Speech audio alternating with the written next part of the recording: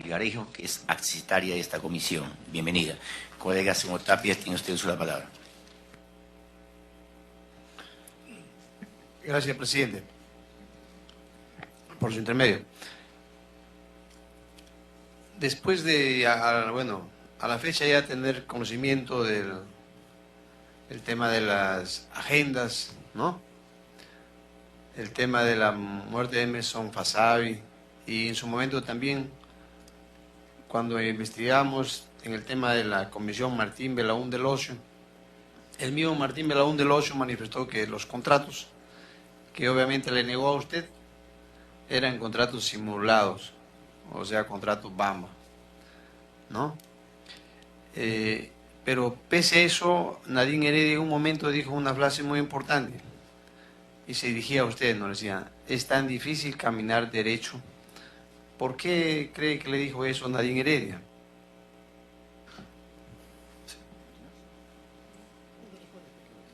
Ok, para que responda, Sí, señor Macho. rápidamente lo he explicado en el libro. Evidentemente, por celos políticos, ella quería deshacerse uno a uno de todos los colaboradores del expresidente de la República, en ese momento jefe de Estado, Ollantumala. Como quien habla, comenzó conmigo, como Marisol Espinosa, Bugatá, Salomón Lerner, la gente de izquierda, el propio Adrián Villafuerte más adelante, cosa que lo consiguió para tener poder, para tener más espacio y poner a la gente que ella iba designando en ministerios y como presidente del Consejo de Ministros. Yo en ese momento no sabía su estrategia y decidí, como se dice, darle una segunda oportunidad, pero yo en ese momento no calculaba su juego, ¿no? Gracias, presidente. ¿Qué evidencia tiene usted cuando manifiesta incluso acá que Nadine Heredia ponía y sacaba ministros? Sí. Acabo de, con su venia, presidente. Señor presidente, acabo de contestarle al congresista Mulder la misma pregunta, es decir, el crimen no da recibo, no da factura, pero yo he sido una persona medianamente cercana al entorno de ellos, he conversado y he visto muchas cosas, he investigado y sé perfectamente quiénes han sido los ministros que han sido nombrados. No todos, por supuesto, hay seguramente personajes que se me han ido pasando. Sin embargo, Ollantumala hacía caso en ese momento, luego de su secuestro psicológico, todo lo que la señora Heredia hacía y deshacía. Y he puesto el ejemplo de un embajador que fue designado en Roma, Italia, y que fue a agradecerle a la propia señora Nadine Heredia su designación.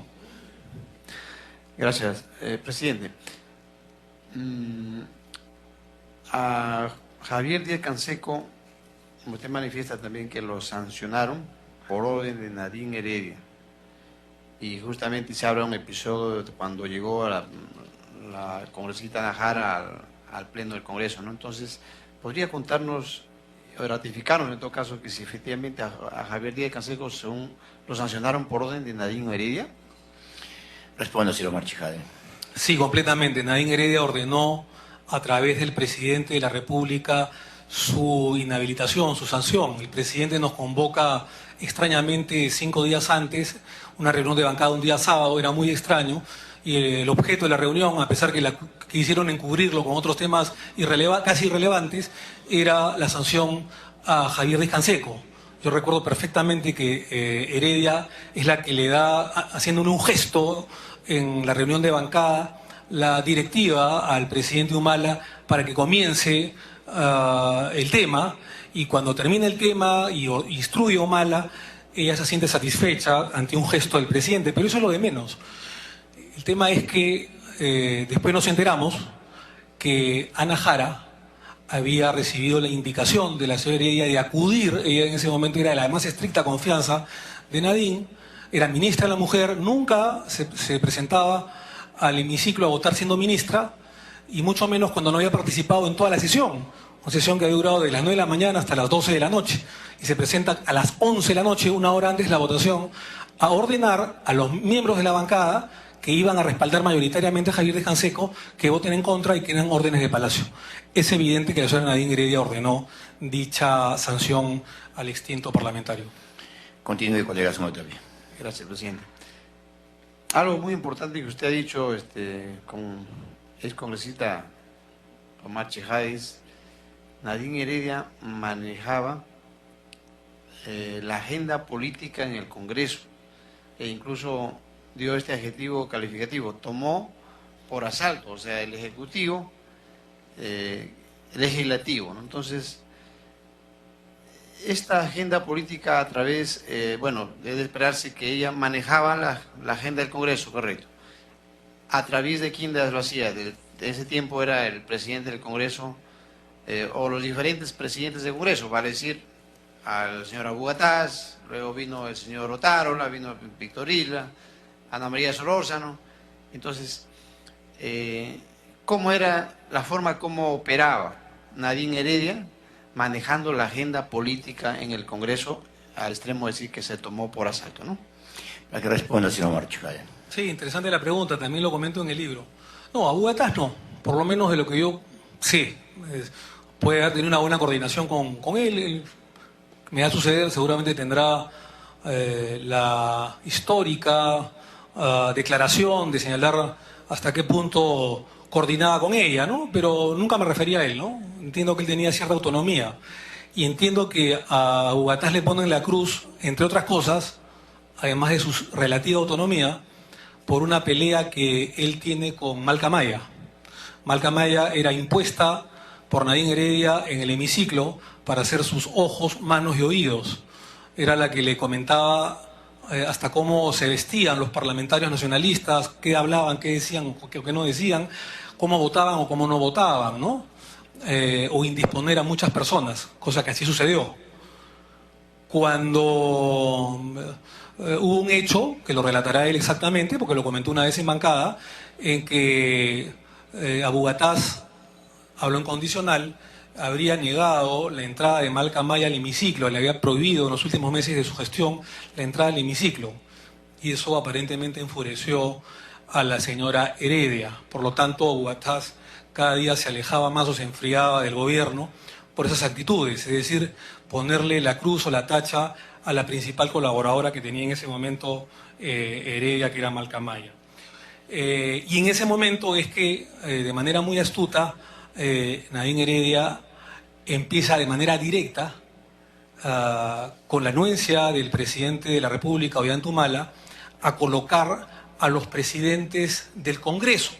Es por eso que Marisol Espinosa nunca tuvo espacio con argumentaciones absurdas del expresidente Humala para presidir la mesa directiva cuando lo merecía largamente. A Marisol Espinosa se le dijo de que era vicepresidenta de la República y que no era incompatible su cargo con la presidencia del Congreso, cosa que es mentira, ¿no? Luis Alberto Sánchez ha sido presidente del Senado y ha sido vicepresidente de la República, primer vicepresidente de la República. Máximo San Román ha sido presidente del Senado y ha sido vicepresidente de la República, primer vicepresidente. Cosas que se los comenté a Ollanta en algún momento. Eran argumentos absurdos.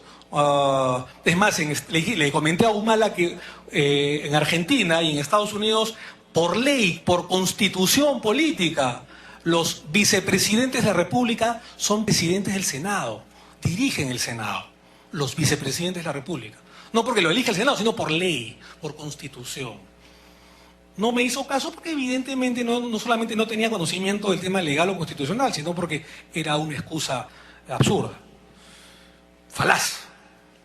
Y ahí se da cuenta, para entrar de lleno a la pregunta, a la respuesta de la pregunta, la señora Heredia, que tenían que poner la agenda que ella quería que se ponga, que se tenga que dilucidar o aprobar las leyes que a ella le convenía, o al gobierno le convenía. Entonces tenía que poner presidentes dóciles, presidentes obsecuentes. Yo tengo mucho aprecio a Víctor Isla, incluso no ha sido un mal congresista, no ha sido un mal parlamentario, pero se reunía constantemente, no con el presidente de la República, bueno, a veces con él, sino fundamentalmente con la señora Nadine Heredia. Y él recibía la agenda parlamentaria. Y una persona que, más allá de los consejos que tenía él, no dudaba o no le temblaba la mano en hacerle caso a los designios de la primera dama. Cuando entró Freddy Otárola, se endureció más la política nadinista en la agenda parlamentaria de la mesa directiva, porque Freddy Otárola era tal incondicional de Nadine Heredia que ocupó algunos ministerios, no solamente la presidencia del Congreso. Ellos querían gente obsecuente, no querían a Bugatás, no querían a Chejade, no querían a Marisol Espinosa, no, querían a gente obsecuente, obediente, que obedeciera, como decía él, las órdenes, como se dice en el ejército, aprovechando que estaba acá nuestro general congresista Edwin Donaire, con todo respeto, que obedeciera las órdenes sin dudas ni murmuraciones, pensando que la política o que el Congreso era un cuartel. Y así lamentablemente se manejó la política durante por lo menos estos 3 o 4 años. Digo los 4 años porque el último año estuvo Iberico ganando la oposición. Por lo tanto, Freddy Otárola seguía, si no quisiera, los designios de la primera dama y se comunicaba con Vivian. Un día, yo me acuerdo que me sacan, lo comento en el libro, de la comisión permanente de manera inconsulta. Y voy donde Freddy Otárola, que había sido jefe de bancada y presidente del Congreso, y le digo, ¿por qué me ha sacado sin consultarme de la comisión permanente? No me dice la jefa, porque así le llamaban algunos obsecuentes, la jefa ha ordenado los cambios, la reestructuración del cuadro de comisiones. Y para alegar más su poderío, me sacó en ese momento su BlackBerry y me enseñó el mensaje de Nadine, en el cual le ordenaba el nuevo cuadro de comisiones del Congreso de la República. Freddy Otárola. Bueno, cuando entró la señora Ana Solórzano, ya Nadine Heredia estaba sentada en la mesa directiva. Ya no era ojos, manos y oídos como los anteriores parlamentarios o presidentes del Congreso. Ya Nadine Heredia estaba sentada en la mesa directiva dirigiendo los proyectos de ley o los debates políticos de Estado. ¿No es cierto? Es decir, había una sumisión a rajatabla. Y con la anuencia del presidente de la República y su nombramiento me consta que fue dirigido por Nadine Heredia, porque fue la propia Ana Jara, lo comento en mi libro. A los que no tienen mi libro, yo no tengo ningún problema en obsequiárselo después de la sesión, para que lo puedan leer. Comento los detalles, cómo la señora Ana Solórzano me ubica en el teléfono, va a mi despacho y me dice, la jefa, cuando no era presidente, cuando se acercaban las elecciones, la jefa me ha instruido para que yo sea la candidata a la presidencia de la mesa directiva. Y yo le pregunto, ¿qué jefa? Bueno, Nadine Heredia me dice. Ella quiere que yo sea la presidenta. Pero hemos firmado 24 parlamentarios, más de la mitad de la bancada por Marisol Espinosa, me incluyo. ¿Cómo voy a apoyarte? ¿Cómo voy a votar por ti si yo he firmado por Marisol Espinosa y 23 parlamentarios más? No, me dice. Ya el presi, así le decían, el presi ya sabe. Y tiene la anuencia. No es que yo quiera hacer, me dice, pero la jefa me ha ordenado. Y esto se condice con una reunión que tengo con Ana Solórzano meses después en su propio despacho, cuando le exijo que ponga a debate del Pleno Parlamentario la aprobación del tema del Distrito Electoral 27, de acá acabo. El Distrito Electoral 27, que es que los peruanos en el extranjero tengan sus propios parlamentarios. Yo, como expresidente de la Comisión de Constitución, habíamos aprobado que sean 2 parlamentarios que representan al extranjero, a los 3 millones de peruanos en la diáspora, en el extranjero. Tengo entendido que este Congreso ha aprobado 5. Y la Comisión de Relaciones Exteriores también lo aprobó. Fueron 2 comisiones que aprobamos ellos. A las 2 comisiones pertenecía. Entonces le digo, Ana, siendo ya presidente del Congreso, tú has viajado a Estados Unidos, tú te has comprometido con los peruanos en el extranjero, tú has firmado un documento en el que vas a poner a debate el Distrito Electoral 27. Y ella, ofuscada, me dice, yo no puedo poner eso, me dice. Si quieres que lo ponga, consúltale a la jefa. ¿A qué jefa? Le volví a preguntar. A Nadine, pues me dice. Si la jefa autoriza que yo ponga ese proyecto de ley aprobado en las comisiones, yo lo pongo a debate. Pero si ella no quiere, no lo pongo. Tengo entendido que no quiere, me dijo. Entonces, si esto no es usurpación de funciones, ¿de qué estamos hablando, señor presidente? Para que culmine, colega señor Tapia. Sí, presidente, solamente para que, ya que lo tenemos al autor del libro acá, para que nos diga y nos ratifique lo siguiente, ¿no? Que su libro dice que Daniela Bugatás le dijo, ella no quiere ni ver y desea que renuncies a la vicepresidencia. Sé que es difícil que renuncies a lo más importante que has ganado en tu vida, que es ser vicepresidente del país. Pero esta no es una decisión ni mía ni de Ollanta. sino de su mujer. Y él le hace caso. Esa es la primera frase. La segunda era de que, bueno, lo que ya manifestó, ¿no? Que a los pocos días en el hemiciclo se dio una lectura de la conformación del nuevo cuadro de comisiones y con sorpresa escuchó que fue sacado, sin ningún tipo de comunicación y consulta previa de la comisión permanente. Y en este tema es muy importante, ¿no, presidente? Que lo ratifique cada que el portavoz, Otárola, sin ruborizarse, tomándolo como un hecho muy natural, me respondió que la jefa Nadine había dispuesto mi separación de la comisión permanente.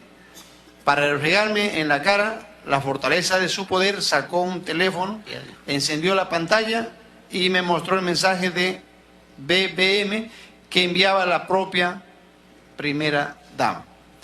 Y lo otro es que cuando terminé de darle el mensaje a Ollanta sobre el interés de Alan García de reunirse con él, este se quedó callado. No sé qué decirles, me has tomado de sorpresa. En minutos no te puedo responder nada.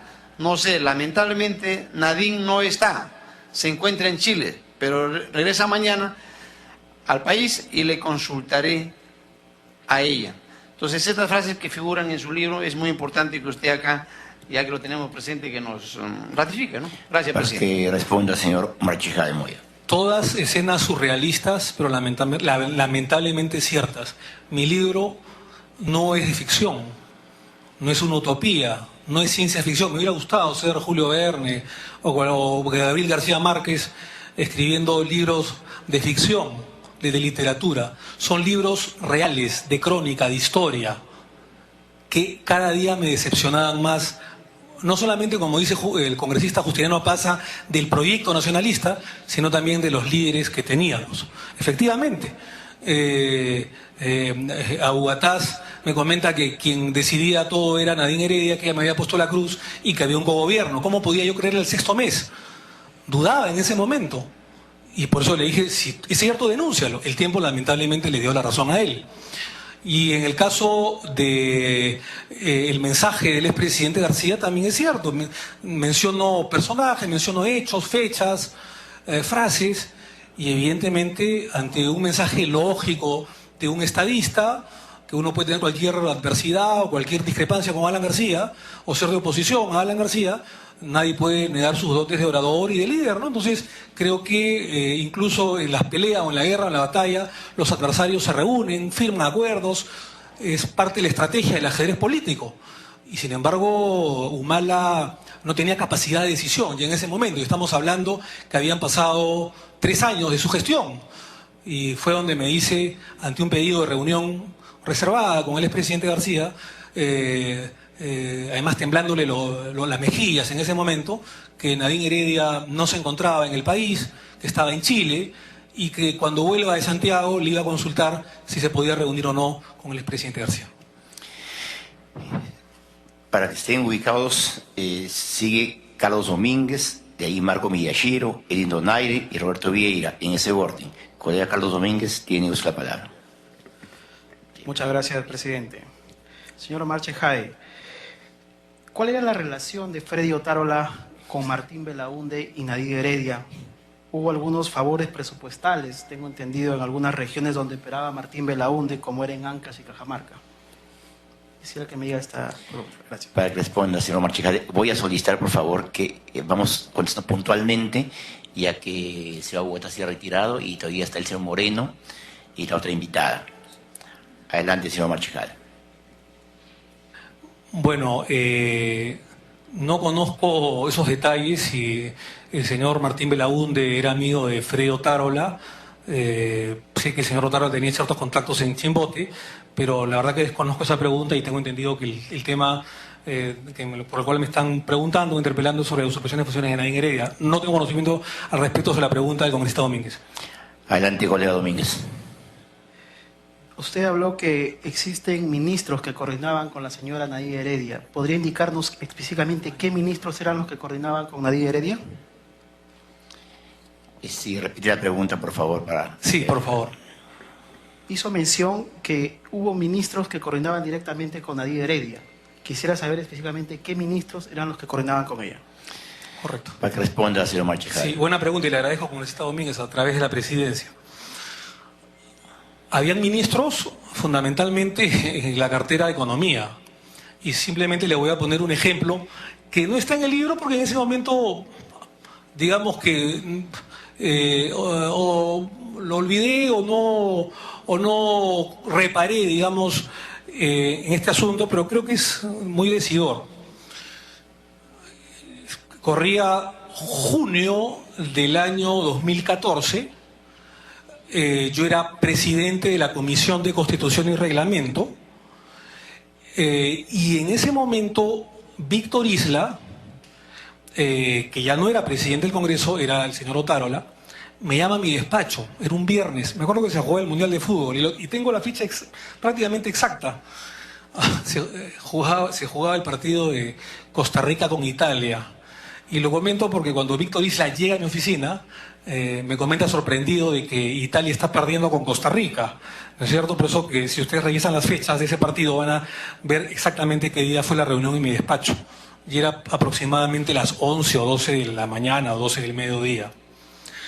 Y empezamos a conversar temas, me causó rareza su inquietud y que haya ido a mi despacho porque nunca había ido él, habían ido otros parlamentarios, pero Víctor Isla nunca. Y me dice, voy a hacer una llamada, te voy a pasar con la primera, me dice. ¿Qué primera? La jefa, pues me dice. ¿De qué? Me pasa. Entonces era Nadine Heredia al teléfono que me decía, hola Omar, ¿cómo estás? Sé que ya acaba tu gestión como presidente de la comisión, acaba la legislatura, se ha ampliado por una semana, he instruido a Freddy para que lo aplace una semana más y se vean algunos otros temas que han quedado pendientes. El día miércoles va a ir, y nunca me voy a olvidar, va a ir Miguel. Miguel va a ir, lo he instruido a Miguel, nunca me voy a olvidar sus palabras. Esto lo hizo a través del teléfono de Isla. He instruido a Miguel para que vaya al Parlamento y para que haya una sesión en conjunto. ¿Cuál era la sesión en conjunto? La de Constitución, que yo dirigía, y la de Presupuesto, que dirigía Johnny Cárdenas. Sí, iba a haber un tema que en ese momento correspondía a esas dos comisiones. Y yo le pregunto, Miguel, Nadine, ¿a qué Miguel te refieres? Y ella molesta, me dice, Miguel, pues, Miguel Castilla, el ministro de Economía. Y yo en ese momento le dije, bueno, yo lo conozco como Luis Miguel, no como Miguel, no tengo confianza con él. Sí, me dice, ya le he dicho a Miguel que vaya al Congreso, que se presente y que las dos comisiones sean en conjunto, Presupuesto y Constitución. Bueno, así se maneja el país.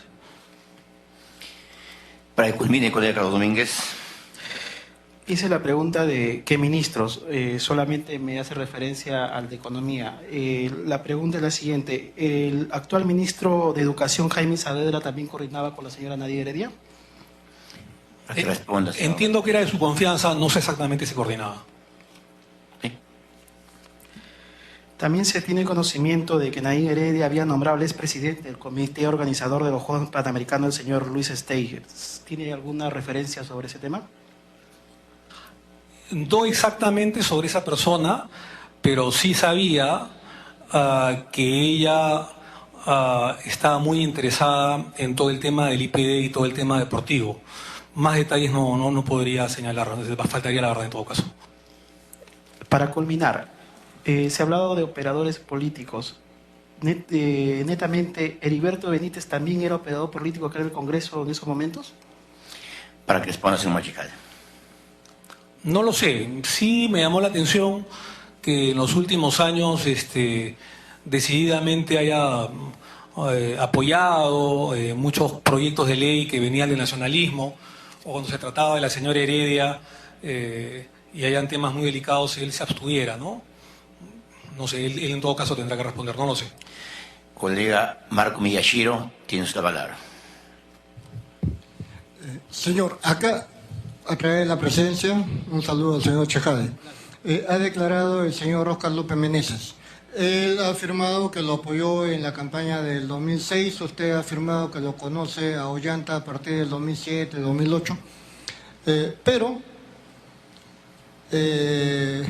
Óscar López afirma que lo conoce desde los tiempos de cadete Ollantumala. ¿Usted ha escuchado en las conversaciones con el expresidente Ollanta que tenía cercanía con Óscar López Meneses? Para que responda, señor Omar Chejade. Quiero decir que al señor López Meneses jamás en mi vida lo he visto. Tal vez alguna vez cuando ejercía en la Procuraduría Anticorrupción y él era acusado, probablemente. Aunque yo no lo tuve acusado a él, sino a otros procesados. Probablemente lo haya visto de lejos, nunca he conversado con él, no lo conozco. Cuando estalla el escándalo del resguardo ilegal contra López Meneses, yo me reuní a solas con el expresidente Ollantumala en su despacho y le pregunté como amigo, le dije, oye, Ollanta, ¿tú conoces a López Meneses?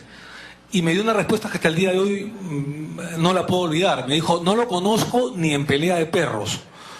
Él alegaba que había habido una corrupción policial al respecto. Luego, esta frase de no lo conozco a López Meneses ni en pelea de perros, la volvió a señalar en una reunión de bancada, en Petit Comité, en Palacio de Gobierno. No sé si será cierto o no, lo dicho por el expresidente Humala. Lo cierto es que muchas personas conocidas me han comentado en la interna que sí eran amigos y que sí se conocían de mucho tiempo atrás, pero a mí realmente no me consta. Continúe, colega Marco Miyashiro. Para terminar, a través de la presidencia, este escándalo motivó que se produzca la renuncia o la salida obligada de Adrián Villafuerte como asesor militar de seguridad de Ollantumala. También la renuncia del ministro del Interior, Óscar Pedraza. También la renuncia del viceministro del Interior, Iván Vega. Sin embargo, Pedraza, al renunciar, es ascendido a Palacio de Gobierno como asesor presidencial. E Iván Vega, de lo que tenía el Ministerio del Interior, pasa a ser viceministro de Defensa. ¿Conoce usted algo sobre esta relación entre Nadine Heredia con Iván Vega, quien siempre se ha presentado como el preferido de Nadine Heredia? Adelante, señor Omar Chejade. Sin constarme directamente, indirectamente, de manera indirecta, sé que la señora Heredia tenía un grupo de operadores personales, en el que estaba el señor Iván Vega, en el que estaba Wilfredo Pedraza. Si no hubiese sido así, ante el escándalo, como sucedió con la mayoría de personas que ejercieron función pública de altos cargos, hubieran sido defenestrados y nunca más hubieran regresado al gobierno. Sin embargo, fue una pantomima, porque el señor Wilfredo Pedraza se le mejoró el cargo, porque el ministro del Interior pasó a ser asesor legal en cuestiones de seguridad nacional del propio presidente de la República, con el mismo sueldo, con las mismas joyerías y sin tener ningún tipo de mayores responsabilidades que tiene un ministro del Interior. Y en el caso del señor Iván Vega fue reagrupado. Entonces, sé perfectamente, aunque no me consta, porque en esto no hay pues documentos escritos, que Iván Vega, Wilfredo Pedraza, al que se sumó el ex ministro del Interior, José Luis Pérez Guadalupe, todos ellos pertenecían al más íntimo grupo de la señora Heredia, y ellos de alguna manera eran los que movían ciertas fichas políticas. Tiene uso de palabra el colega Edwin Donaire. Gracias, señor presidente. Saludo al señor Omar Chejade, a todos. Todas las preguntas que hemos preparado ya, felizmente ya han sido absueltas, entonces nos releva incidir en lo mismo, señor presidente, pero sí quisiera 2 o 3 preguntas nada más muy simples y a la vez que conste en acta, señor presidente, que hemos llamado a determinadas personas respecto al delito de intromisión de la señora Heredia en asuntos del Estado, y acá gracias al señor Omar Chejade, más claro, ya nadie puede hablar más. Acá se ha dicho con puntos y comas y está muy, muy claro la interferencia de la señora Heredia en asuntos del Estado.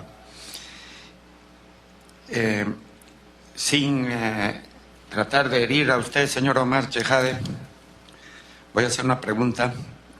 Usted como abogado defensor, y como lo ha manifestado acá, que lo ha limpiado en la época de la candidatura, ¿no? No sé si es cuestión de palabras, se limpia algo que está sucio. O sea, se supone que había cosas sucias ahí. ¿Cómo? Conseguir la absolución. Bueno, no sé, ya tiene usted en su derecho a rectificarse ya. Algo sucio en la cual vimos el tema del Andahuaylazo, que usted lo ha sacado libre, en el tema de Madre Mía, cuyo jefe, y esto también es parte de la pregunta, lo mantuvo en el comando conjunto, el jefe de Madre Mía, como jefe del comando conjunto. Usted conoce al señor Cabrera.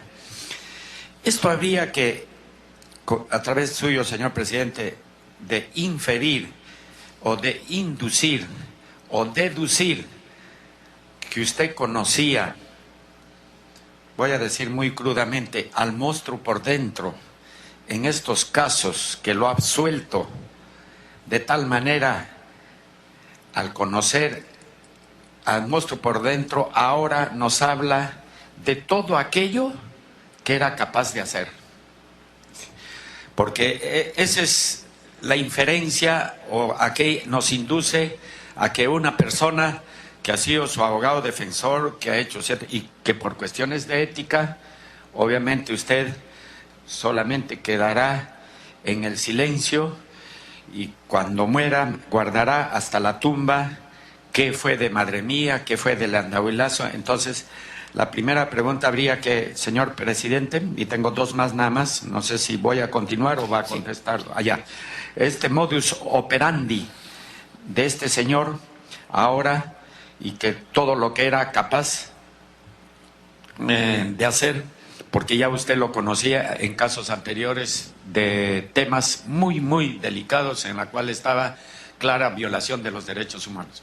La segunda pregunta, señor presidente, también, ¿cree usted que o sabe que estas interferencias o intromisiones de la señora Heredia puede haber habido situaciones que hayan mellado los más altos intereses del país a través de lobbies o algo?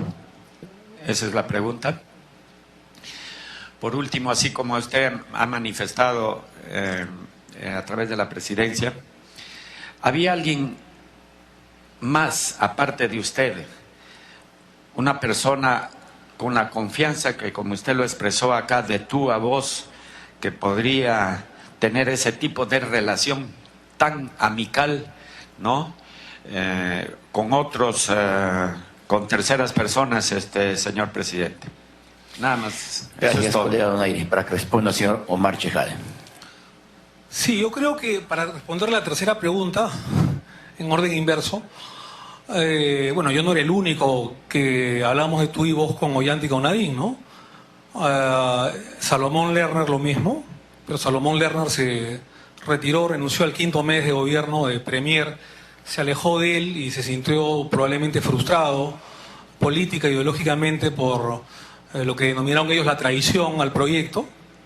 Salomón Lerner era uno, incluso con mayor cercanía que quien habla. El otro era el señor Abugataz, ¿no? Que a diferencia del resto de bancada trataba de tú al propio presidente de la República, ¿no es cierto? Y a la propia señora Nadine Heredia. Así que de los que recuerdo, los tres. Con respecto a la primera pregunta, yo el día de hoy vengo a ratificar lo que siempre he dicho, incluyendo en mi libro. Es decir, yo considero que Ollanta Humala es inocente de los cargos imputados en el tema de Madre Mía y en el tema del Andahuaylazo. La defensa fue bien elaborada, modestia aparte, fue bien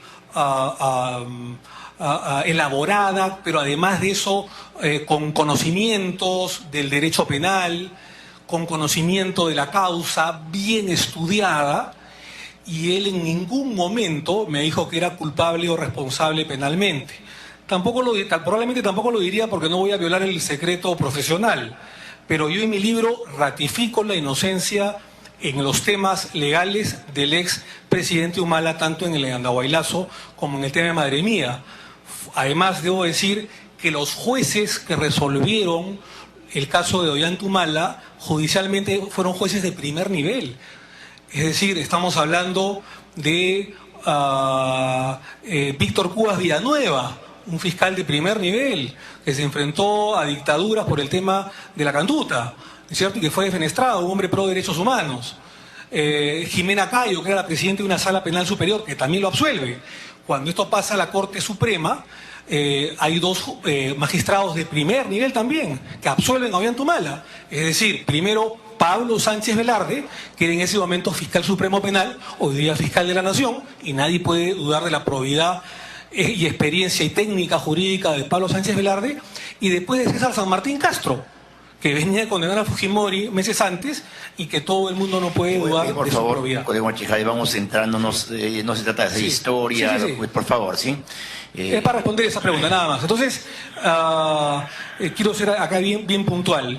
Y en el tema de la señora Heredia, en ese momento, la señora Heredia me entrega documentos sobre la acusación de lavado de activos y me dice que los contratos, como lo dije al comienzo, eran contratos reales, asesorías reales.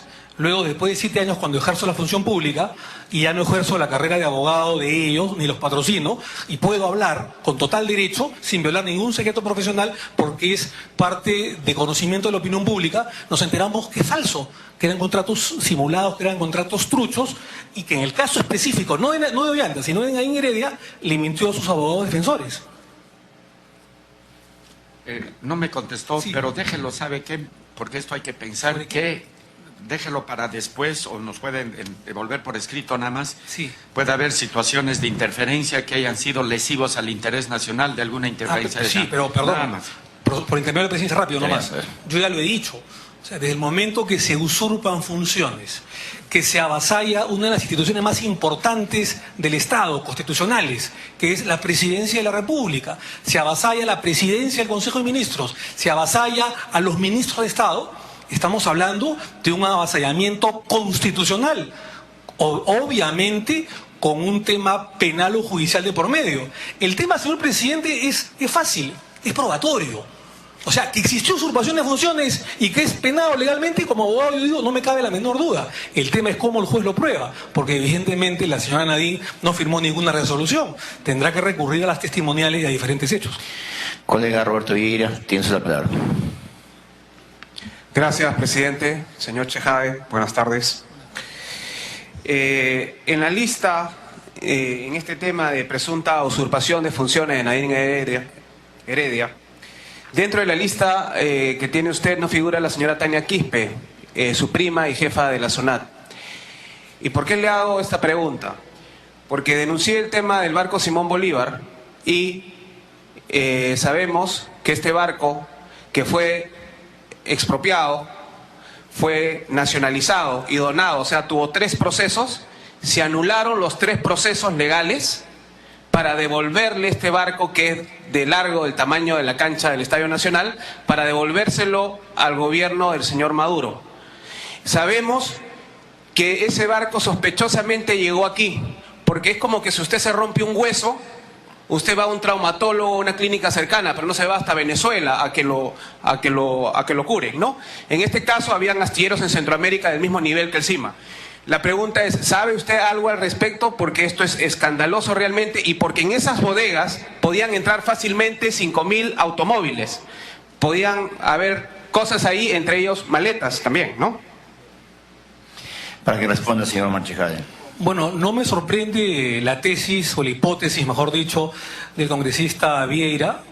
Se decía de que había una cercanía muy importante entre Heredia y Quispe y que tenían algún parentesco, que eran primos lejanos o algo así. También se decía que la señora Heredia había designado a su prima lejana en dicha institución. Sin embargo, a mí no me consta y tampoco me consta lo señalado o la hipótesis, aunque tiene lógica, del señor Vieira. Además, los funcionarios de menor nivel que yo he mencionado era el team, el equipo, digamos, con el cual la señora Heredia dirigía desde su búnker, la oficina del ala este de Palacio de Gobierno, todas sus acciones encaminadas seguramente a poder elegirse o reelegirse conyugalmente y ser presidente de la República en 2016, favoreciendo su imagen. Sí, una interrupción, colega Junior Lescano, Sí, por favor, presidente. vamos terminando, Sí, si fueran tan amables. Una pregunta muy concreta que sería bueno que el congresista o ex congresista Chejade la pueda aclarar. Él dijo que ponía la agenda, la señora Nadine Heredia, de acuerdo a sus intereses. ¿El interés era político, de tomar poder político? O como se ha denunciado a veces, el interés era económico, de hacerse de dinero o favorecer intereses de privados?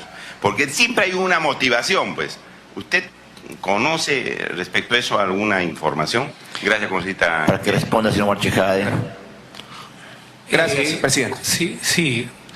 Buena la pregunta del congresista Lescano. Bueno, la cubierta, en todo caso, que le daba la señora Heredia como es primera dama, evidentemente era un interés político, popular, a favor del pueblo, a favor de la nación.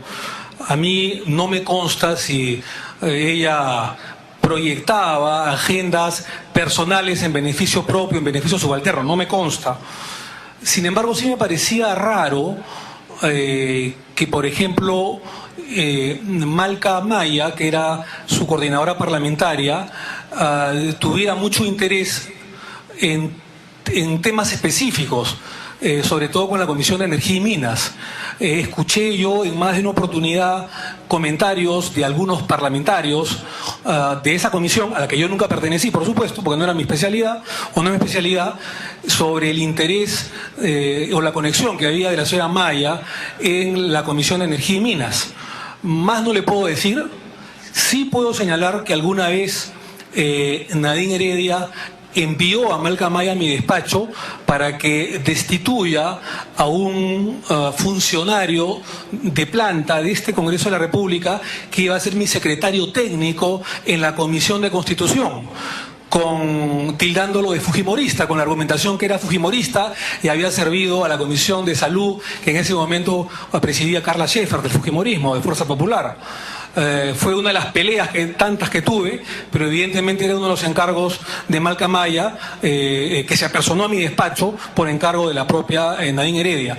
En conclusión, señor congresista, no sé si la señora Heredia habrá tenido intereses personales, no lo sé. Agradecemos la presencia del señor Omar Chejade Moya y suspendemos brevemente la sesión para invitar también, para que el colega, el señor Omar Chejade pueda retirarse cuando lo crea conveniente, e invitar también al señor Carlos Renato Moreno Chacón. Presidente, solamente para terminar, que es importante darle una documentación que son sobre los, que creo que es importante, lo entrego a usted, no sé, que me lo firmen por mes de partes y que conste en actas, que es sobre los teléfonos, números telefónicos por el cual yo recibía llamadas, ya sea de parte de la señora Heredia, de Palacio de Gobierno o del presidente de la República. La mayor parte de teléfonos son teléfonos fijos de Palacio de Gobierno. Y quiero que en todo caso, si se puede levantar el secreto de las comunicaciones, que van a acreditar todo lo dicho y denunciado el día de hoy en mi declaración testimonial. Muchísimas gracias a todos ustedes. Agradecemos la Gracias, colaboración presidente. al señor Omar Chejade.